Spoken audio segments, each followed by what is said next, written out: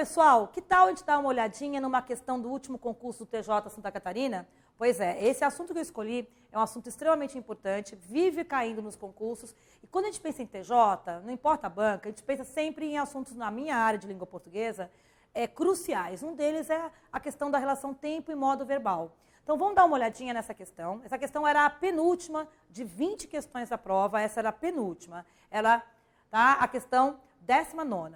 E tempos e modos verbais. Para poder entender a questão, eu coloquei um slide bem simples. Acompanha comigo, tá? É uma questão que trabalha com o tempo e o modo do verbo, os pretéritos, os passados, e uma reescritura possível de uma frase que eles dão. Bom, vamos fazer aqui um resumo, então, dos 3 tipos de pretérito do modo indicativo. O modo indicativo é a certeza de uma ação ter acontecido no passado, tá? Eu tenho 3 formas de me referir ao passado quando há uma certeza.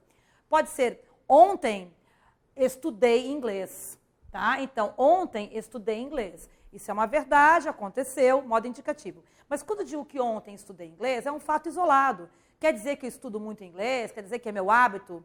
Ora, pode ter sido a única vez na vida que eu tenho estudado inglês. Então, o pretérito perfeito apenas assinala um fato concluído no passado, tá? Não tem aqui a relevância do fato de ter sido por extensão ou não, ter sido prolongado ou não. Compara com estudava inglês no colégio. Ou, eu estudava inglês. O que é a diferença de estudei para estudava? O estudava implica uma inferência. Que inferência? Um hábito, algo que eu fiz mais de uma vez. Quando eu digo estudava, não foi apenas uma vez. Foi um hábito no meu passado, algo que eu fiz por um período de tempo. Então, o pretérito imperfeito, ele é um processo, é um hábito no passado. E a conjugação dele tem muito essa desinência vá ou a desinência ia. Quando eu era jovem, eu estudava inglês, eu lia inglês, tá? Então, nós temos aqui uma conjugação específica para o pretérito imperfeito, quando eu tenho este hábito no passado. E uma conjugação específica quando eu tenho o pretérito perfeito, uma ação isolada no passado. Por que será que a professora não colocou um amarelinho aqui nessa frase? O amarelinho, tá, na verdade, indica a desinência de conjugação, típica de cada tempo e modo. E o pretérito perfeito é exatamente o único que não tem uma desinência própria. Entende? Os outros têm. Veja, eu tenho vá e ia, bebia, falava, cantava, sorria, pretérito imperfeito. Mas ontem eu sorri, ontem eu cantei, ontem eu bebi. Não há uma desinência específica. E a interpretação é de um fato acontecido e terminado no passado, uma ação isolada. Mas a questão que veremos diz respeito a este terceiro, que é um tempo muito interessante e pouco usado na linguagem oral. O que é o mais que perfeito? Uma ação anterior a outra no passado. Veja o exemplo.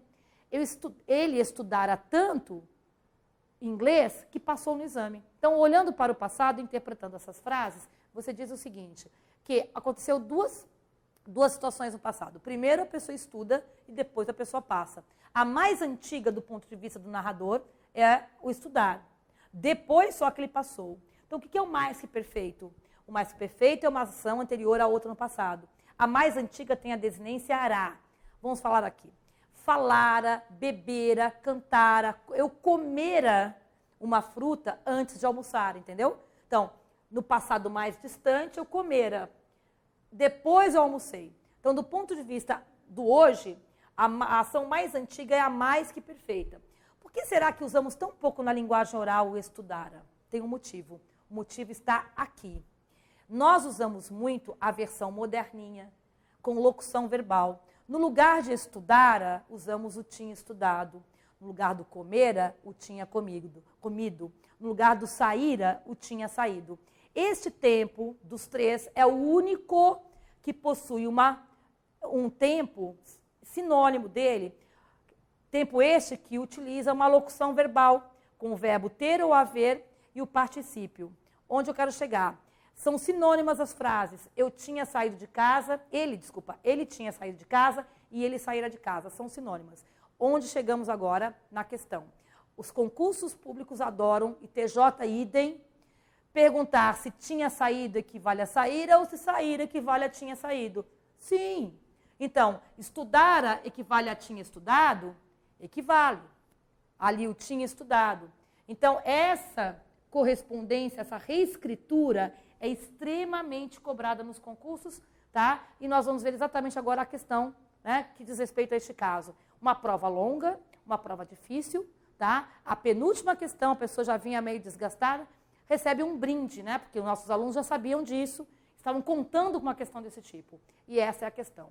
Quebrado de cansaço, pelo excesso de trabalho, o policial tinha adormecido na portaria da revista. Pergunta?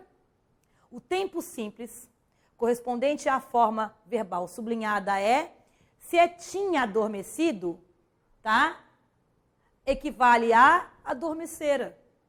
Então, o tinha adormecido equivale a... Ele quer a forma simples.